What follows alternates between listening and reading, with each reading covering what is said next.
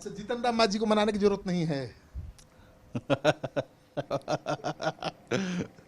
मनाएंगे, उनको भी मनाया जा रहा है ना। हाँ, कोई बात ही नहीं हो रही है, करे मनाया जा रहा है। क्या मतलब इस पे हम बोले, वो अभी सब जगह इधर से उधर घूम रहे हैं, सब अलग अलग लोगों से मिल रहे हैं, तो उनसे कौन फिर कैसे मिला मुलाकात होगा? आप महागठबंधन के सहयोगी है तो उस हिसाब से रहिए ना, थोड़ा पेशेंस रखिए। आप कल उस पार्टी, परसों उस पार्टी, तरसों उस पार्टी से जाके मिलिएगा, कभी नीतीश जी से मिलिएगा, कभी एमआई से मिलिएगा, तो 50 जगह मिलिएगा, तो फिर हम लोग कहाँ से क्यों कैसे मिलेंगे जाके? उपेंद्र कुशवाहा तो किसी से नहीं मिल रहे हैं, उनको उनकी सीट क्यों फाइनल 2 नहीं घंटा हुई? पहले मेरा बातचीत हुआ उपेंद्र जी से, क्या उनका फाइनल हुआ, सीट आपका जैसा हुआ? वो भी हो जाएंगे, ठीक है, अच्छा, वो भी हो जाएंगे। सीट बंटवारा होना है पटना में, तो उपेंद्र जी भी दिल्ली रहते हैं ज़्यादा, तो बंटवारा तो बिहार में होना है। तो चुनाव आयोग ये साफ कर चुका है कि समय पर ही चुनाव होगा और बिहार की राजनीतिक गतिविधि भी बहुत बढ़ गई है। महागठबंधन के नेता जो अब तक चुनाव का विरोध कर रहे थे, अब सीटों के बंटवारे में जुट गए हैं।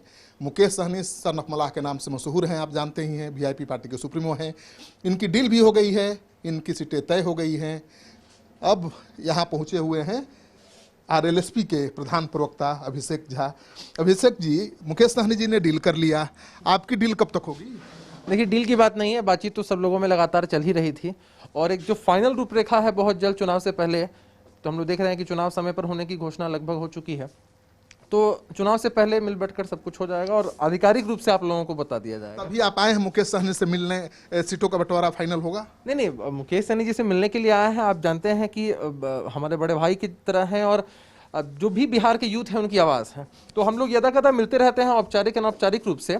तो चूंकि लगातार दौरा करके आए थे यहाँ पटना और बहुत दिनों से मुलाकात नहीं हो पाई थी व्यक्तिगत रूप से, तो चर्चा के रूप में है, इसको इस तरह से जोड़ के सीटों के बंटवारे को लेकर बातचीत चल रही कि नहीं, बताइए। देखिए, सीटों के बंटवारे को लेकर तो अब यहाँ बड़े भाई बैठे हुए हैं, आदरणीय उपेंद्र कुशवाहा जी हैं, तेजस्वी जी हैं, मांझी जी हैं, सब लोग बैठकर इस बारे में डिस्कस कर ही रहे होंगे। उपेंद्र कुशवाहा जी तो लगातार दिल्ली में बने हुए हैं, सीट की बातचीत कैसे होगी? देखिए, दिल्ली में यही तो जानकारी है, अभी तो दिल्ली से आए हैं वो, और कुछ दिन पहले भी बिहार में ही थे, अपने क्षेत्र में भी गए थे।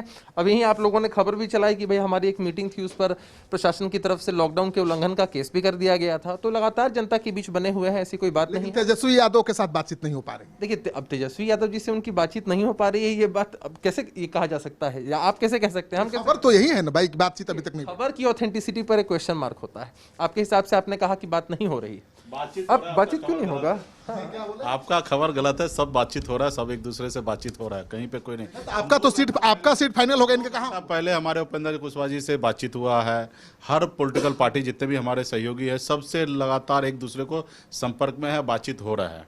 कोई चलिए, आपको क्या लगता है कब तक सीटें फाइनल हो जाएगी? अब समय नहीं। हम लोग ऐसा एक्सपेक्ट कर रहे थे कि इतनी भयावह स्थिति है, इसमें चुनाव को निश्चित रूप से टाला जाएगा, लेकिन मुख्य चुनाव आयुक्त का जो बयान देखा हमने, तो उसके बाद हमें लगता है कि चुनाव समय पर होंगे। देखिए, हम लोग चुनाव के लिए तैयार हैं, हमेशा हम जनता के बीच रहने वाले लोग हैं, तो चुनाव का अगर समय पर होता है तो हमें लगता है कि इस महीने में सब कुछ हो जाना चाहिए। अभी तो सीट ही फाइनल नहीं हुआ, कांग्रेस की सीट फाइनल नहीं हुआ, कांग्रेस के नेता आए थे, उनसे मीटिंग नहीं हो पाई तेजस्वी की।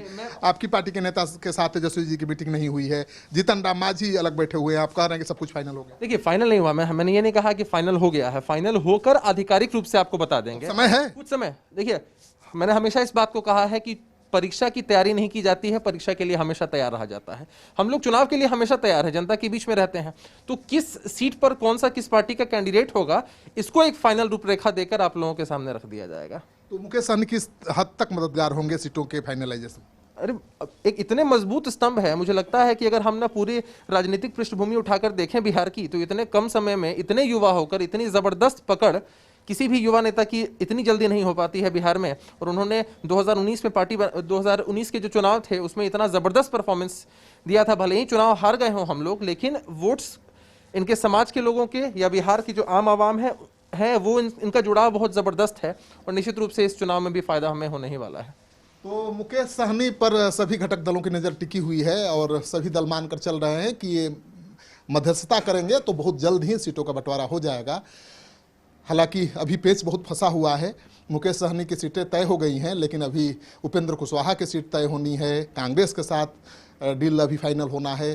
जीतन राम मांझी क्या करेंगे किसी को पता नहीं, क्योंकि चुप्पी साधे हुए हैं, और कहा जा रहा है कि एक सप्ताह के अंदर बड़ा खुलासा करने वाले हैं, और वो खुलासा मेरे हिसाब से ये होगा कि वो जेडीयू जाने वाले हैं।